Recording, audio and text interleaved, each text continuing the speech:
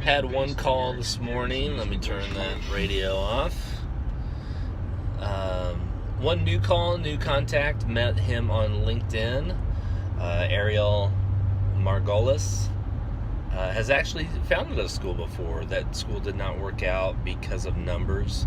So we're going to schedule a time to get on video, interview with him, get some of his thoughts, maybe try to describe our school model a little bit more clearly, and get some feedback from him.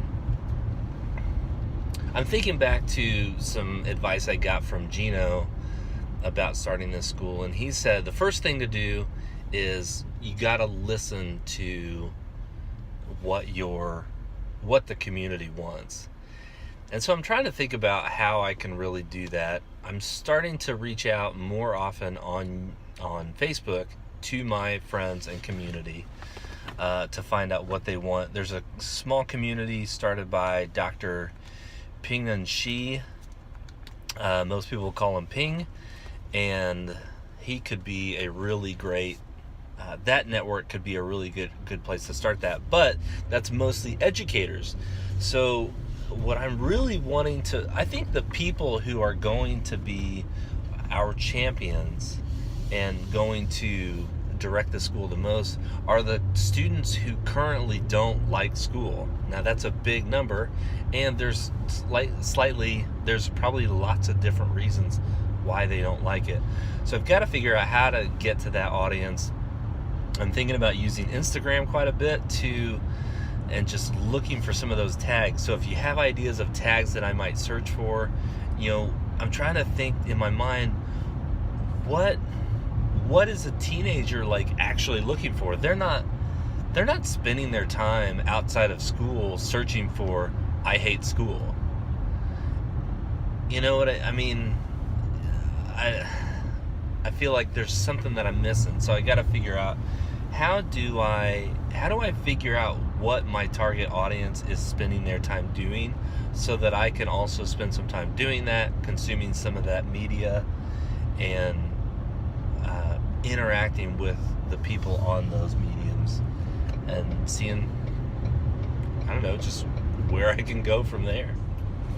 I had a quick idea I wanted to share with a couple colleagues of mine through this new venture they're doing. It's going to involve some tax equity investing, which is basically people who want to maybe had a big windfall, or they do have a lot of income.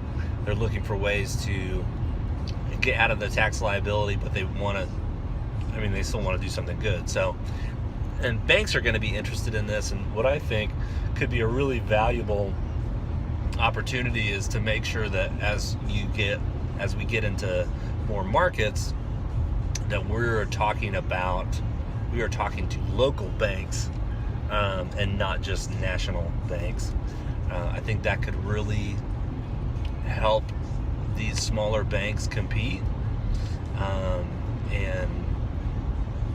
and help these communities feel like they are involved in the project, and not just taking someone else's money from outside of the community. It feels good to be outside for just a few minutes, get the sun on my face, and I've been inside all day, and it was kind of chilly this morning, and got a little bit of a headache.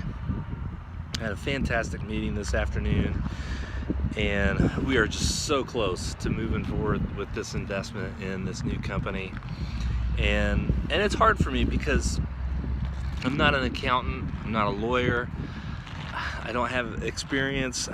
This is just, for so long I can remember wanting to be in solar. It just made sense.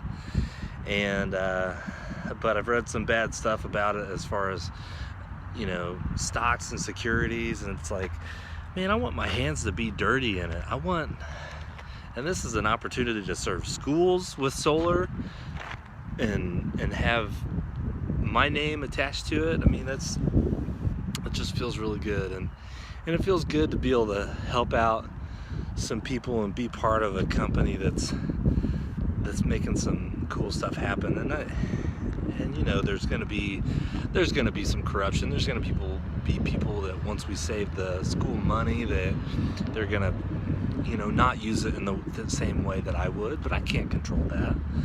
What's going to be really cool is when we can take this same idea, you know, to different schools, and some schools will really fly with it, and we'll start to put some resources in the hands of students that students really have been needing. So I'm pumped. I'm gonna have some meetings with them, introduce them to my wife, and she knows what we've been thinking about doing. And so, yeah, I mean, I guess if you don't have an executable idea, then you got to find other people who have executable ideas and try to get behind what they're doing. So that's what I'm trying to do. The journey of a businessman and an aspiring school founder continues. Episode 19. Thanks for watching.